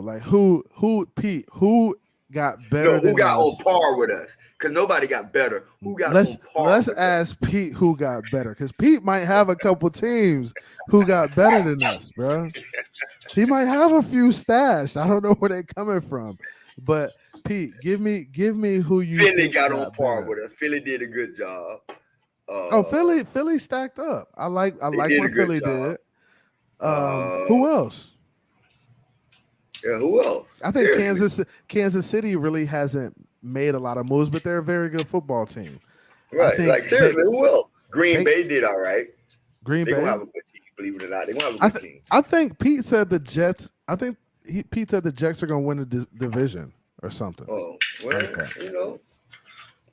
But I keep telling you, he said Panthers did good. They do better than the Dolphins. They did good in the draft, Pete. They did good in the draft. But did they do overall better than the Dolphins, Pete? Pete, you did not just say the Panthers, Pete. Come on, Pete. The Panthers, Pete. They had a good draft. Come on, Pete. Draft, but they haven't played it down yet. Who the quarterback? Those guys haven't played it down yet. You rocking with the rookie quarterback? That's what we rocking with? The rookie? Again, the Dolphins really they had a good draft. Oh, he's laughing at what Pete said. Oh, they, bro. No. Seriously, H. Seriously, I can't say the Panthers had a pretty good draft. Green Bay is not going to be the team y'all think it's going to be. I'm telling you, man. Green Bay, they all right. I think Green Bay going to be all right. You think Green Bay's going to be good? I think they're going to be. It's going to be come down to. Well, I think the whole division is going to be improved. I think the entire division is going to be improved. I think it's Minnesota, Detroit, Green Bay, and Chicago. I see Minnesota coming in third. I see where you got Chicago at. Unfortunately, they're going to bring up the rear. Ooh, you got Chicago in last? Yeah. That's they ain't tough. all the way there yet. They ain't all the way there yet. But see, this is my thing. I think Chicago can sneak up on. They might sneak up on Detroit. And Detroit, I think Detroit got it in the bag. I don't think that. I know people are giving Detroit the division. They're literally handing it to them on a platter. Here, Detroit, you got it. It's not going down like that, baby. If Golf have that season again, it don't matter. Yeah, it's in the bag. It's in the bag. If Golf have that season again, and all signs indicate he will. It's in the bag. It's in the bag. Bro. I see everybody in the world giving Detroit the division. Nah, not like that, bro. So you like Chicago to creep up on people? I think Chicago's gonna sneak up on some teams. Okay. Because of the quarterback. Because of the quarterback, I think Phils is solid. And I think they added some good pieces. Okay. Yeah. Well, we got to see what that wide receiver group look like for him. You know what I'm saying? So, yeah. I know they got some big bodies, but I don't know if they got any. So we'll see. But I think Detroit is stacked. I think Detroit is stacked. Everybody's saying that. Everybody's saying Detroit stacked. I think Jared Goff has turned the corner. Man, y'all, Jared Goff. People making Jared Goff to be MVP this year, bro. That's what it sounds like. Man, the man had a great season last year, man. Man, that's hilarious. Just telling you, Detroit is young. They're young. They got some. They stacked for that division, man. They stacked. I would like to see them. I would actually like. I wish they was in like Dallas division. You know what I'm saying? I just think they're a good team. They deserve a better division. Hey man, Mark said he want to come up. Mark, I got you. I'm gonna have you on tomorrow, bro. I'm gonna do a panel show tomorrow where I have everybody. Discuss the Dolphins. Mark want to come up, man. Only if we get to discuss the Bills. Hey, he don't want to have them conversations. He just want to talk about the Dolphins, man. That's funny. Hey, I wanted to show this video though, man. Let me show this real quick, and we only gonna be another 15 to 20 minutes or so. But I wanted to show this video. This is a video of Jalen Phillips, and he did an interview. It was a really good interview. If you get a chance, go back and watch it. He did this recently too. But I wanted to show you guys this video. Let's check it out real quick. He's speaking on kind of Tua Tagovailoa and the injury and the concussions and stuff like that. So I wanted us to kind of take a look at this. If there was a brother who didn't need the booty face, I think it's him. I think he need a beard or something. Who you talking about, Jalen Phillips? Yeah, man. The booty face ain't working for that big man. ass body. Hey, man, he a big bro. Man. That motherfucker look like Superman, bro. He's too big for the booty face, man. He need a goatee or something, man. That is crazy, bro. Check him out. All right, let's watch this real quick. Hey, Nick, I'm gonna mute you until the video's over. I got you. All right. All right, let me play this real quick. Pull it up. There it is. All right. Speaking of where he is today, Tua, the quarterback, what was the level, and going back to that word confidence, what was the level of confidence on the part of the team when it came to Tua going into last season? And how would you compare how people view Tua, the quarterback, then versus now? I always knew Tua was a gamer, man. Like I said, I've seen him play for 7 years at this point. So I knew he always had that dog in him. I always knew the talent that he had. I think he's starting to garner a lot more respect from outside sources. I think internally, we always have a lot of confidence in him because we know the type of guy he is. We know his potential. But, he's definitely silenced a lot of critics. And ultimately, none of that matters. But, it definitely is something that I've seen. Speaking of where he is today, Tua, the quarterback, what was the level, and going back to that word confidence, what was the level of confidence on the part of the team when it came to Tua? So right there. So you heard that, Big Nick? Yes, sir. Yeah. So it's a 47-second clip and him just kind of talking about Tua and his confidence and stuff like that.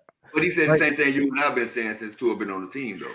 So we always had faith in him. It was the Noah outside of us. True, right? I mean, and that's where we are with it, right? It's like, how can we see it as fans, but other fans can't see it? It's hard for me. And Nick, we always had these conversations, right? And I was on panels a year ago having these same conversations and trying to basically tell guys, hey, Tua is good enough. You just got to give him some help, right? You got to give him some weapons, and you got to give him a good offensive scheme. You got to give him a good coach who's going to call some good plays, right? So I'm glad you asked me that because, I would never be able to get this comment out if those people who don't know was actually on this panel. So everything to me and you is context, right? Right. And it should. And honestly, when we talk football, it should be to some extent, right, Nick? Absolutely. I mean, some things are black and white. Yeah. Some things context. You know what I'm saying? Right. And the context that I like to start with is that in the beginning of 2019, the entire league was tanking for Tua. Everybody that has these doubts for Tua, they was on board. On board, Nick. Right? Hey, Tua was literally the polarizing figure in college football. Absolutely. Hands down. Tua gets drafted number 5 overall. Still ain't no Tua hate. Matter of fact, when Tua get drafted, he got the number 1 jersey in the NFL.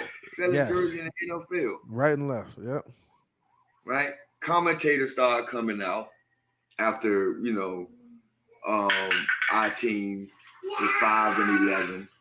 Commentators started coming out, bringing up injury history and his arm and this and that and the third. And a lot of people who's not really watching the play, but watching the player, right? Yeah. Meaning not watching the play of the player, just watching the player, started listening to Chris Sims and Colin Cowherd and whatever analyst was on ESPN, talking about a team that didn't deserve any respect because we have done nothing over the last 20 years to earn respect. So they're gonna trash, and that's just the way it is. And these narratives, right? They gotta have these narratives, yeah. Right. And the easiest thing to do is to take what Chris Sims, former NFL quarterback, is telling you. That's the easiest thing to do is to take that narrative and it's the gospel, right? Disregarding what Nick Saban is telling you, disregarding what other credible sources are telling you because they don't have as big a megaphone as Chris Sims and Colin Cowherd, and it's a bombardment. And then our our own media got on board because guess what? That shit sells newspapers. It does. It does. I mean, and that's the thing. Controversy sells. It sells newspapers, right? Yeah. And then he gets to a team where his number one, when he was a starter, his number one route separator averaged 1.9 yards of separation. Yeah. Not even talking about never should have played because he never had a chance to fully grasp the NFL because he had to rehab a catastrophic injury. Right. And then he gets on the field. No excuse, he on the field. You gotta play. You gotta play now. Your number one receiver is giving you 1.9 yards of separation. Yeah, and your wide receiver group. Who is your wide receiver group? So when you're getting 178, 220 yards a game, you must be trash. Even though your receivers don't get open and they have no yak. It was Devontae Parker and who was the other guy? The guy that's gone now. Mac Hollins. Mac Hollins and the guy that blew us the Seattle game. He dropped the wide open touchdown. What was his name? Brian Flores played Jay-Z. Kenny Stills. Kenny Stills. Yeah. Which one of those guys are number one? Bro, none of them. And we had hush. That's disrespectful. Telling me to get out. He telling you to get out? Oh nah. And then we had Mike Gesicki, who we loved him. And Mike Gesicki made a lot of plays. Yeah, 9 yards of separation, no run after the catch at all. Yeah, but they want to blame Tua against perhaps that year the worst offensive line in NFL history.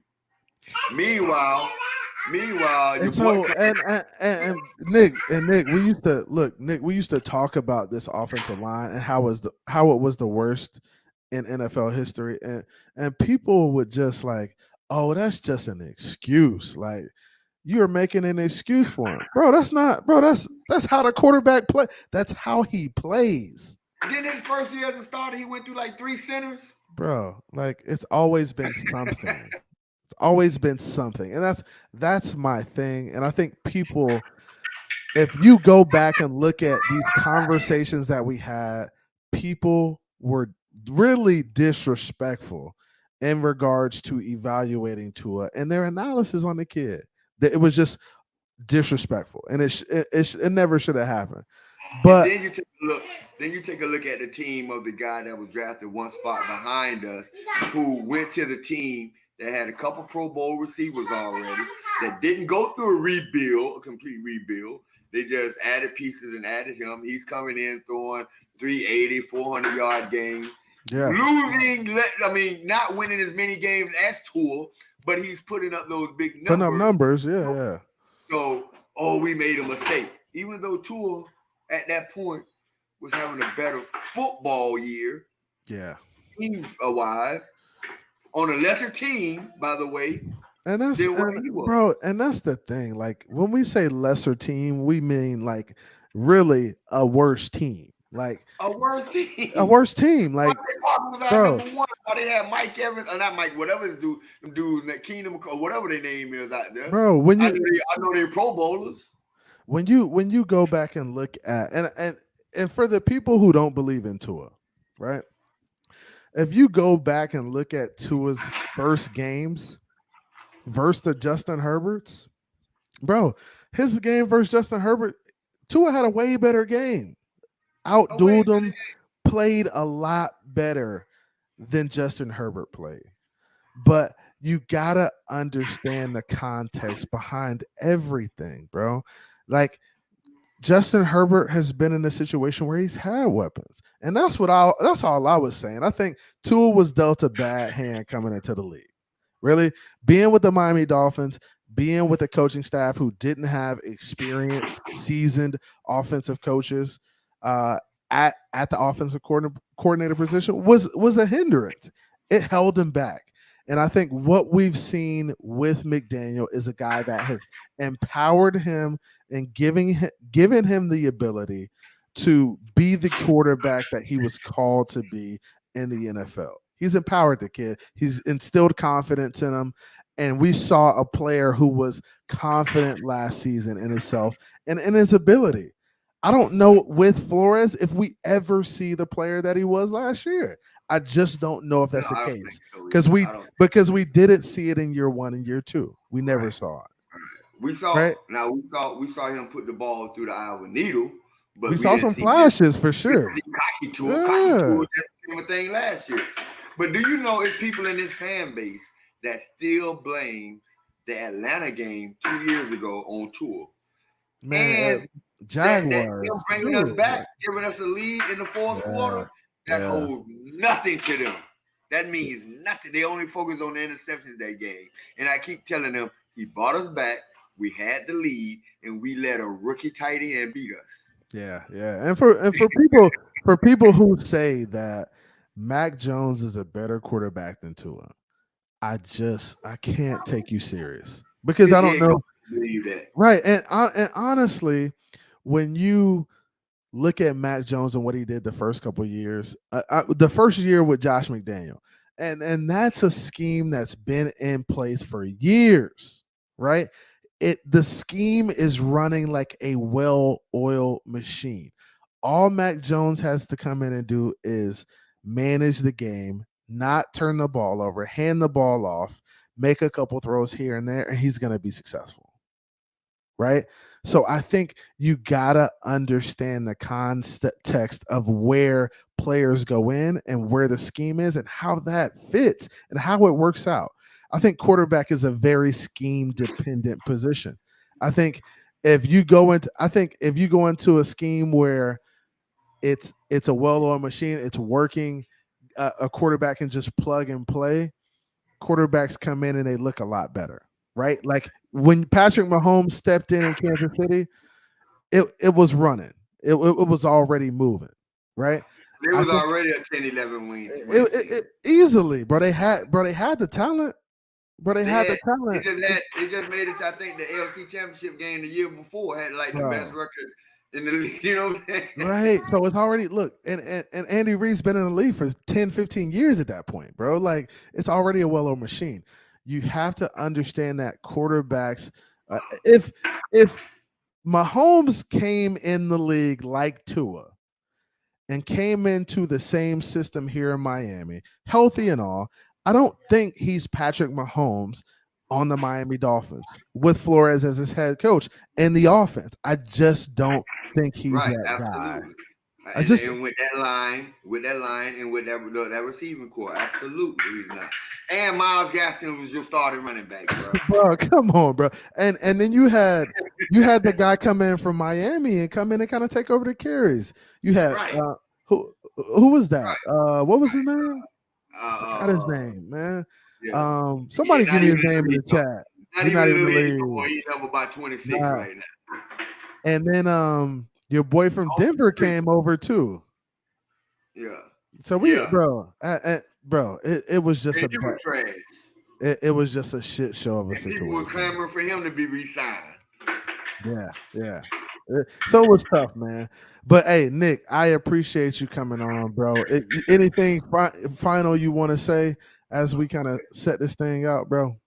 Yeah, I hope people can hear the difference between people playing the results and people giving nuance to the reason for the result or the possible reason for the result. There's not an excuse for everything, but there's always a reason for everything. And for anybody to sit up, like, I just don't get it. Like, we should really feel like this is our year. I mean, we're the only ones, technically, because of our last 20-year history, right? These analysts aren't going to say the Miami Dolphins are the Super Bowl favorites. But they're saying everything else besides saying that about the Dolphins. They might as well say it. Yeah, the only people who are out in the Dolphins are the Dolphins. Some Dolphins, goofy Dolphins. Social media Dolphins, right? Yeah. A big portion of social media Dolphins, right? Yeah. But I very seldom run across, I do run across people who don't believe in Tua, but that's it. We got people that come on these panels that point out 5, 6 different players on this current team. Yeah. Which is sick to me. So my last thought is, I really truly believe and I've never said this until this offseason, that your Miami Dolphins will be this year's representative for the AFC in the Super Bowl. Yeah, I'm with you, bro. I'm with you. Hey, and not only that, we going to win that motherfucker, boy. Going to win it. Boy, it's gonna be hard to see who can beat us, boy. I'm telling you, like Hey. the only thing, and I won't lie, I ain't gonna hate. I can't do it. It ain't in my body. Philadelphia made me raise my eyebrow. You know what I'm saying? Philadelphia's raised my eyebrow. They did. You know, They doing some good stuff up there. I ain't mad at them. Cocky I be in the only way I'll be cocky in the Super Bowl, and we just all season just been like dogging people. You know what I'm saying? Like, and I think this year may be that year, big. We got a couple games where our starters barely played in the fourth quarter. That's what I'm hoping for. You know what I'm saying? Like, I want Ezra Comer to have a couple 100-yard games. You know? you asking for a lot, big dog. No, man, it happens in this NFL right now. It happens. You know what I'm saying? Yeah, man. I just think for the first time, and then again, and one last thing. Hey, Pete, we definitely gonna watch your negative show, bro. I'm definitely watching for that. I gotta pull up. But go ahead, Nick. Go ahead. The positive guys going to watch my negative show. Look, I would do you one better. Give me a link so I can just disprove all the made up shit. I ain't got to come on there and say nothing. Oh, he don't like that. I just be a fact checker. Bring me on to be a fact checker. He just want to be a fact checker, Pete. Bring him on to be a fact checker, Pete. Who don't want to have a fact checker? Who don't want to you gotta have a fact checker. You need a fact checker for your show. Come on, Pete. All you want. If the hate is legitimate, the fact checker has nothing to check. Hey, tell Pete to go live. Tell Pete to go live or crank up a stream. I'm coming through, Pete. You go live. I'm coming through. Get it done, Pete. Fact checker. You know what I'm saying? That's it. Other than that, man, this is something that I think CB and I have been talking about. I didn't know it was going to be this great. I wasn't able to see the comments, but I really hope that we can get this channel pumping and you guys can get this type of Dolphins talk. Because when it comes to the season, we're not going to be talking about do we think Tua is going to be. We're going to be talking about. We're going to be breaking down our opponents. Breaking down an opponent. But we got an advantage, and right. So let's get some positivity going on and show this team, whether it be if Tua checks his references on Twitter or whatever, let him see that we behind him and that we believe in him, man. Because I know that it can't hurt. It can't hurt. It can't hurt. And Pete, again, I'm gonna say this again, Pete. It will bring you more satisfaction if the Dolphins fall on their face and crap out because Tua is trash than it would if Tua leads us to a Super Bowl victory. Man. You will have more satisfaction knowing you was right about Tua than you would if the Dolphins win the Super Bowl. Hey, but Big Nick, to be completely honest with you, that's gotta be a bad space to be in. That's gotta be. It's gotta be a bad space to be in. How you gonna jump up and down and celebrate when we win, bro? How as a man, as a person, you gonna be able to do that? That's rough. That's a rough place to be in. Like he might be mad that if we win the Super Bowl. Cause you can't come hug me. You can't high five me. You can't. Oh, he gonna high five you. He gonna high five you, Big Nick. I'm gonna stop the party. I'm gonna end the party. You're not allowed to high five me, man. He got Pull up that last comment. Hey, y'all go sub to Pete. Go sub to Pete. Which comment? Which comment? Not that one. The one before that about Tua is a handicap or something to the team. He said it would bring me more satisfaction winning with Tua. Okay. Hey, he said winning with Tua. He said he gonna go with Tua, bro. Okay, then on your show, instead of talking about the negative shit, let's make it a positive shit of why Tua can win us a Super Bowl. Let's turn it around to that. Point out the positive things about Tua. Point out that accurate.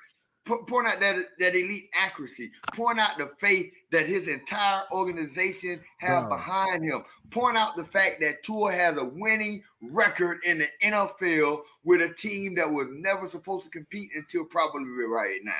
Yo, I tried to get Pete to say something positive about Tua one time. he couldn't even muster himself up to do it. I was bro. on it. It's crazy, bro. But hey, Nick, I appreciate you coming through, bro. We're definitely gonna have more conversations like this, more grown man conversations, bro. Absolutely. And if they behave. We can bring one or two on. Yeah. And I would like to have more conversations like this with a group of cats who are not trying to be mean girls, who are not trying to get at one another, bro. Let's cook the Bills fans, right? Let's cook Buffalo. Let's be cooking Buffalo, not cooking Dolphins, bro. That's corny. Like, and I get it. It's cool, bro. And sometimes it's cool to get after guys. It's cool and fun, but all you doing is cooking people's dreams and hopes. That's all you doing. Yeah. And I want my team to win, bro. So, hey, I appreciate you coming through, Nick. It's always love, bro. You know how we do. Fins up, man. I enjoyed this, man. I can't wait till the next one, man. I'll be there tomorrow if you go live too. Yes, sir. Appreciate you, big bro. Be safe, everybody. Fins up. Fins up. Hey, man, appreciate Big Nick coming through. That's love, man. And honestly, guys, this is a show just talking Miami Dolphins, just talking about some of the situations we're dealing with. It's in a world full of hate, bro. It's easy to be very negative, right? It's easy to be negative. I try to be optimistic, and I understand, like, last year I thought we were going to be a really good football team, a 12-win team, 11-win team. If Tua plays those games, we're that at the least, right? So I have a very good gauge of where this football team is, what they need in order to be successful, and where they'll end up. If everything works out, if they're healthy and everything works out the way it should, we're going to win games. Point blank, period. I've seen it. I've seen how they play on film. I understand what they're trying to do schematically on offense and defense. This is a very good football team. Now, the defense let us down last year. The offense let us down at times too, right? I would say the defense was more of a letdown because we came from a season where our defense was just top 10 in terms of getting turnovers, scoring defense, and stuff like that. We needed that in order to be successful this year, especially with your starting quarterback being out 5 games. We just needed that. So I understand this team. I understand where we are. I want us to go get this chip. I think we're good enough in all facets, all phases. Defense, offense, special teams, we can get it done everywhere. Now, are we going to come out and get it done? Hey, I hope so. I really do. I really hope we come out and get it done. I hope so. Okay.